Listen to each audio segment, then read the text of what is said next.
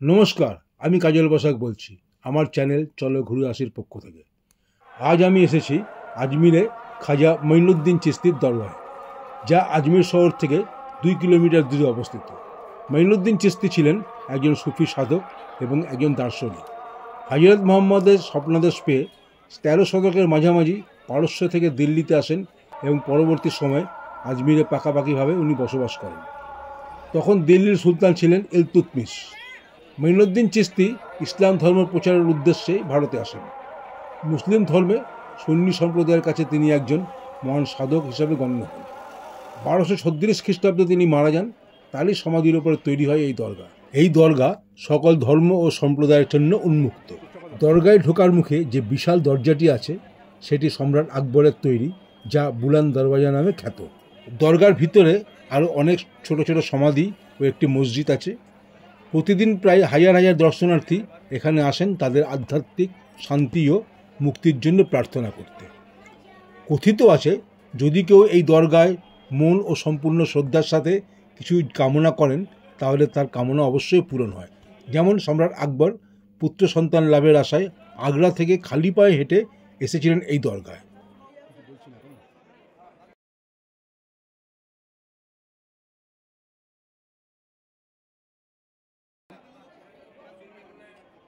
এই দরগার ভিতরে ও বাইরে অনেক ফুলের দোকান আছে। সেখান থেকে দর্শনার্থীরা ফুল ও চাদর নিয়ে খাজা মঈনুদ্দিন চিশতির দরগায় চড়ায় এবং তাদের মনের নানা রকম ইচ্ছে জানায়। এই ডালিগুলো দোকানে দোকানে খুব সুন্দর করে সাজানো থাকে, যা দেখলে মন ভরে যায়।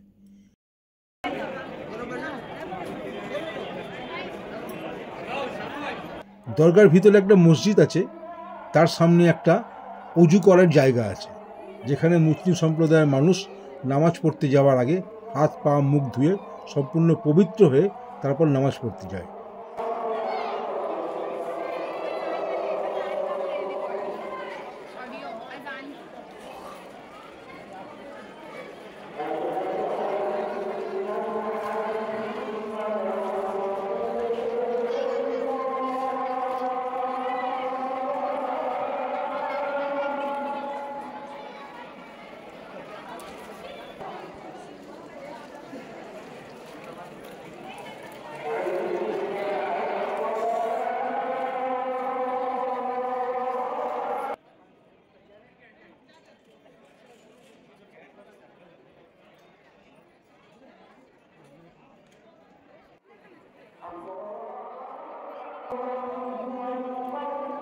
নামাজের আজান হচ্ছে। একটা ভালো সময়ে আমি এখানে উপস্থিত হয়েছি। সব আপনাদের দেখাতে দেখাতে আজানও আপনাদের শোনাতে পারছি।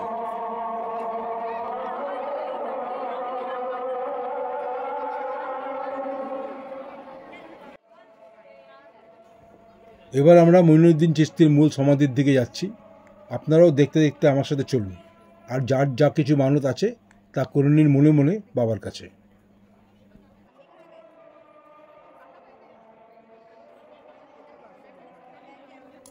এই দরগাটা অনেক বড় জায়গা নিয়ে, তাই চারিদিকটা যতটা সম্ভব একটু ঘুরে দেখে নেওয়া যাক। এখানকার পরিবেশটাই সম্পূর্ণ আলাদা।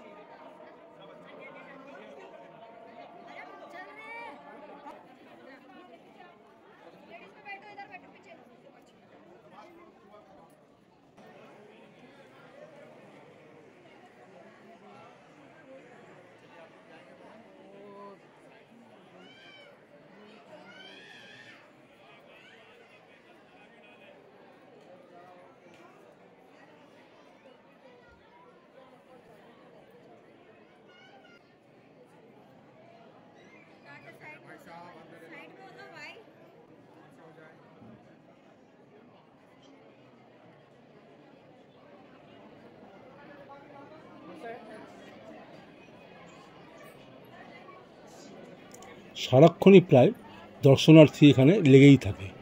তাদের আসার সময়ের কোনো কিছু নেই। তারা যখন তখনই এখানে আসেন এবং খাজা বাবার কাছে তাদের মনের বাসনা পূর্ণ করতে আসেন এখানে।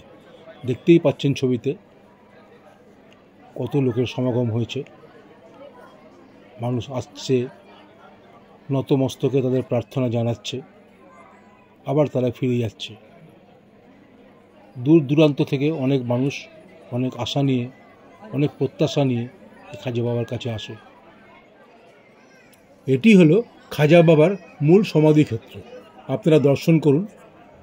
ভেতরে যেহেতু ছবি তোলা বারণ, তাই বাইরে থেকে যতটা সম্ভব ছবি তুলে আপনাদেরকে দেখাচ্ছি, আপনারা দর্শন করুন।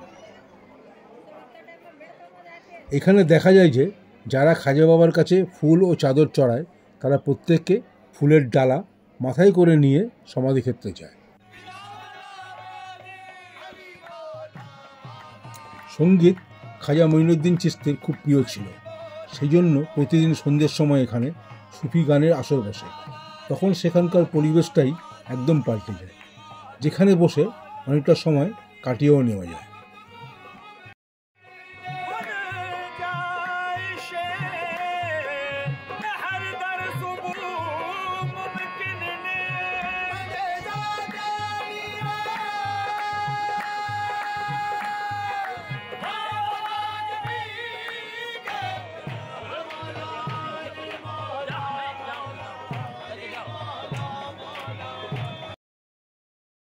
দরগার মূল দরজা দিয়ে ঢোকার সময় ডান দিকে ও বাঁ দিকে দুটো হাঁড়ি আছে, যাকে দেগ বলা হয়।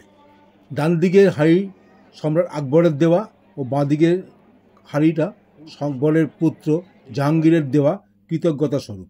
সেই জন্য ডান দিকের দেগটার নাম আকবর দেগ আর বাঁ দিকেরটা জাহাঙ্গীর দেগ। সারা বছরই মানুষ তাদের ইচ্ছে জানিয়ে ওই দেগের মধ্যে টাকা, সোনা দানা, চাল, মশলা, ঘি দেন, যা প্রতি বছর উরুসের সময় এইগুলি দিয়ে খাবার তৈরি হয়, যা মিঠি চাউল নামে বিখ্যাত। একটা বিশেষ কথা, সেটা হলো সব ধর্মের লোকই কিন্তু তাদের মনস্কামনা পূর্ণ হলে উরুসের সময় মিঠি চাল তৈরির সামগ্রী দিতে পারেন। এই রান্না কিন্তু রাতে হয় এবং দিনের বেলায় সেই খাবার বিতরণ করা হয়। প্রতি বছর উরুসের সময় প্রায় লক্ষাধিক মানুষের সমাগম হয় এখানে।